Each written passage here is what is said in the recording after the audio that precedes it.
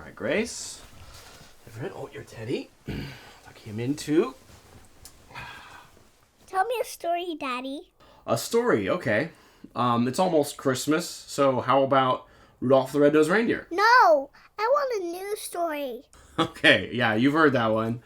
All right, so I'll tell you the story of Randall, the blue-nosed elk.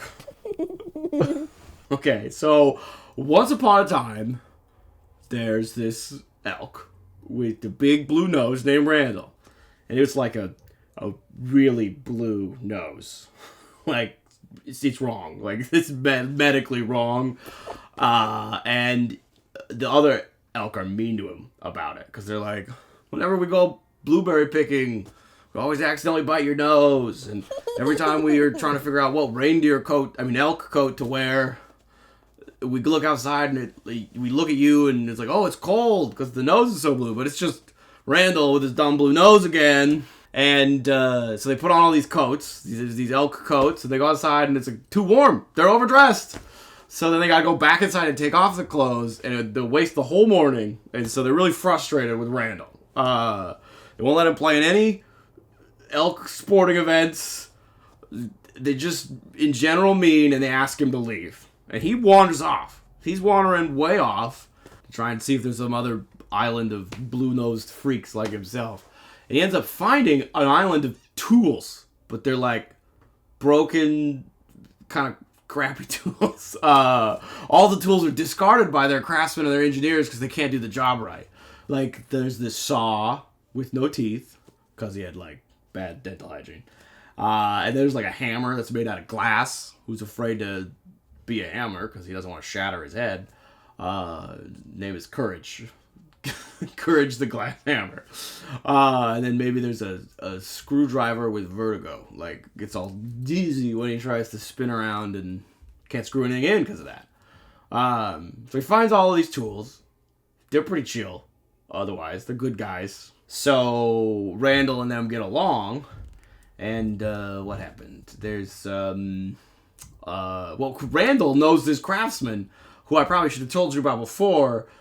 He's so good with tools, he can make anything out of anything, and he can use any tool. And Randall just knows that, like, this is the guy for these tools to find them. So he's gonna lead them back to the craftsman, who is like this guy who wears a big red suit, and his name is Santa Claus.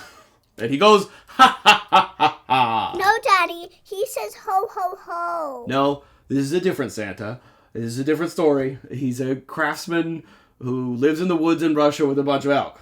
Anyway, so Randall, the blue-nosed elk, says, hey, I know a guy to the tools, and I want that guy to know all my cool new friends. So I bet you could be used as tools there. So I'm going to get you to go back to Santa 2. And they all headed out. Then there was this abominable snowman, I think, at one point. And they got back to the woods with the elk, and there was this Krampus monster, and he was tormenting everybody. And he works for one of those big corporate tool store national chains, and he's squeezing Santa 2 out of business.